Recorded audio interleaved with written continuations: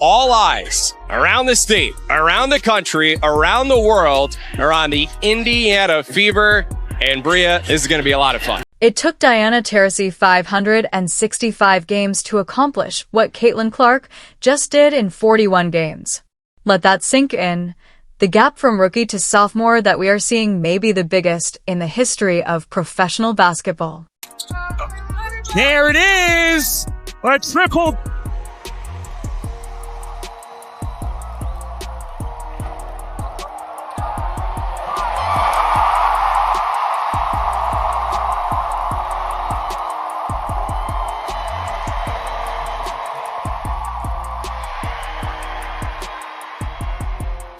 While everyone is focusing on her triple-double, Clark and the Indiana Fever actually shattered 11 records in that game.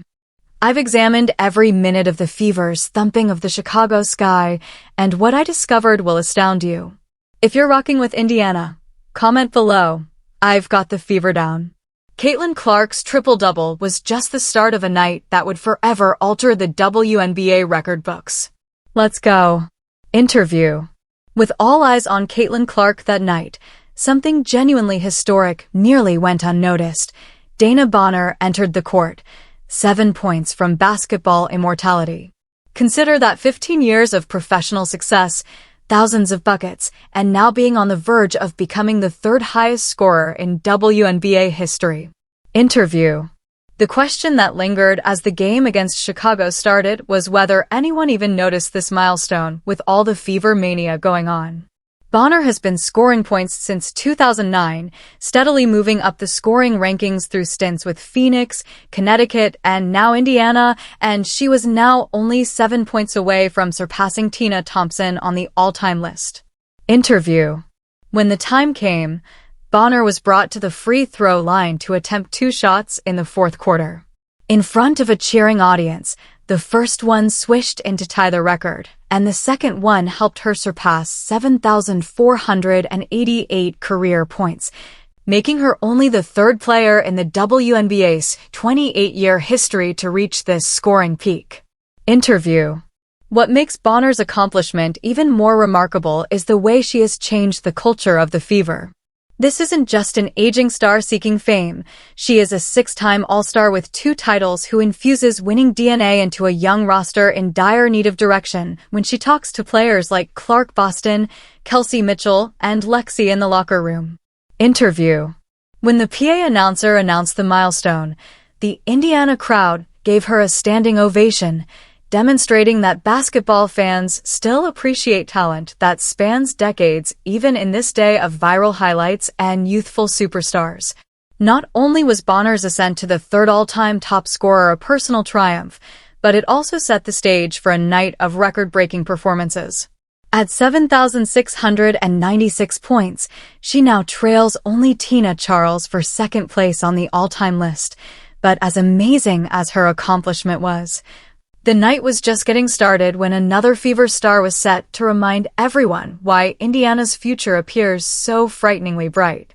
Recall how people questioned whether Aaliyah Boston could truly dominate, especially against fellow South Carolina alum Camila Cardoso, who is 6 feet 7 inches. You know, DB is somebody that, he's a Hall of Famer, like a legend, not only a good basketball player, a great person, a great leader. The strongest voice in our locker room is hers, and it's fun to have been around here now for about a month just to get to learn from her and soak it in, and I'm really happy she got to do it at the free throw line and all the fans could go crazy and cheer for her because she certainly deserved that moment, and it was really awesome to see and be a part of. Boston came into her 3rd season with evidence that she wasn't merely interested in being a fantastic player.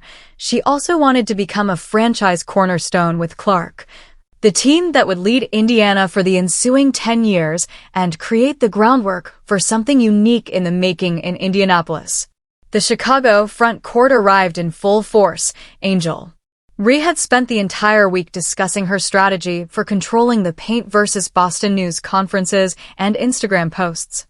Even during the warm-ups, Reese made it apparent that she believed she would dominate the matchup against Boston.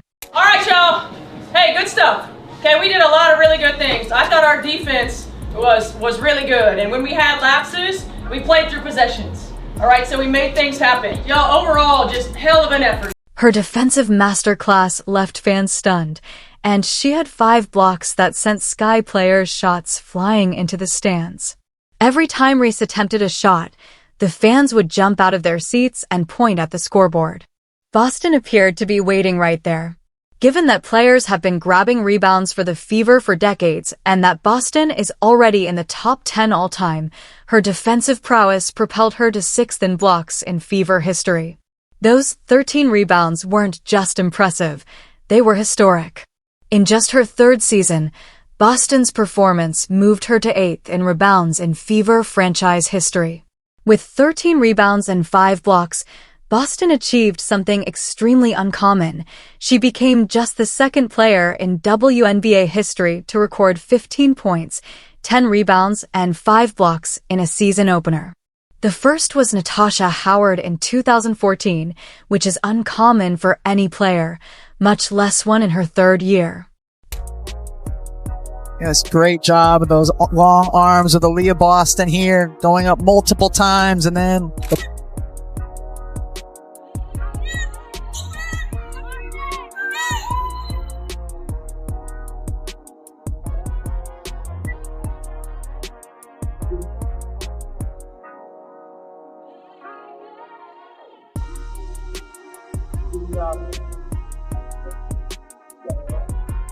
All night long, the Clark-Boston connection demonstrated perfect chemistry. Clark kept finding her big for easy buckets, making high-low passes here and precisely timed bounce passes there, while Boston continued to guard the rim as if it held state secrets whenever Chicago believed they had a lane to the basket. Boston closed the door, but managed to grab 17 rebounds. Her offensive performance was dreadful. She only made 5 of 14 field goals and found it difficult to score in Boston's well-timed games. The highly anticipated game became a defensive posture and timing clinic. The Indiana Fever faced off against the Chicago Sky in a blowout victory, and I have 3 words. Oh my God. Or now you know. The most astounding display of defensive genius occurred when Boston and a teammate set a record never before seen in WNBA opening night history. This partnership would cause guards and scoring wings all over the league to reconsider how they attack the Indiana defense. Not only was what Caitlin Clark did against the Sky amazing, but it was something we have never seen in the WNBA's 28-year history. No one, not even Diana Taurasi, Sue Bird, or Cheryl Swoops, has ever done what she did in that season opener.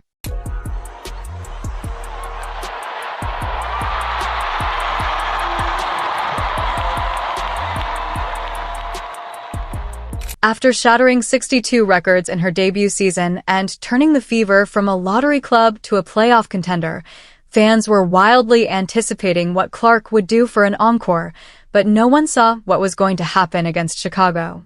Not the first one in your career, but you had 4 blocks out there. That's more than you ever had in college. Matches your WNBA career high. Felt like you were channeling the spirit of Gabby Marshall out there with the blocks. Is that a part of your game that you've been working on the postseason? Are we going to see more blocks out of you as your career rolls on? Not really. Early in the match, within the opening few minutes, Clark was already on fire and made a stunning 3 that left the defenders shaking their heads. She started playing like someone who had spent the entire offseason dominating on both ends of the court, with the ball barely touching the net as it went through. Clark began seeing passing lanes that no one else could see, threading needles with passes that seemed impossible, grabbing rebounds over taller players, outjumping them with perfect timing, and most surprisingly, blocking shots like never before. It's not really something you can work on. I don't know. I felt like I had active hands. I had some pokes when our post players were playing good defense, and coaching staff has just challenged me to try to be a better defender every single practice and just getting better in that area. I still feel like there's a lot of room for me to improve. I don't think any of those blocks were too obvious. You look at the stat sheet and it's like, oh wow, 4, but you can get your hand on there and help your teammate out. It makes the world of a difference. So her 4 blocks set a career high and became the most blocks by a point guard in WNBA history. This surprised everyone who believed that defense was her weakness. These weren't just poor games either. They were forceful rejections that gave the team energy. The Clark-Boston connection peaked when they combined for 9 blocks, the most by any duo in league history. Consider that a point guard and center combining for 9 blocks. That's the kind of defensive impact typically reserved for Twin Towers front courts, not a guard-center pairing. There it is! A triple.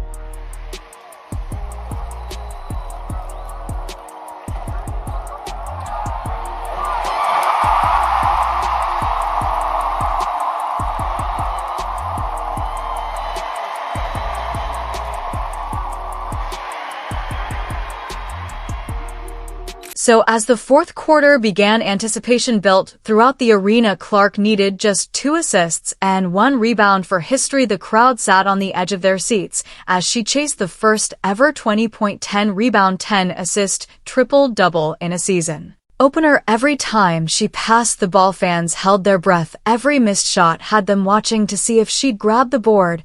With just under 5 minutes left, Clark secured her 10th assist on a perfect pass to Aaliyah Boston for a mid-range jumper. The crowd erupted. Then minutes later, she came back to the game to snag her 10th rebound, sending the arena into absolute pandemonium. History had been made, and everyone knew it. Clark's 20-point, 10-rebound, 10-assist performance wasn't just her 3rd career triple-double. It made her number 3 in the all-time triple-double list.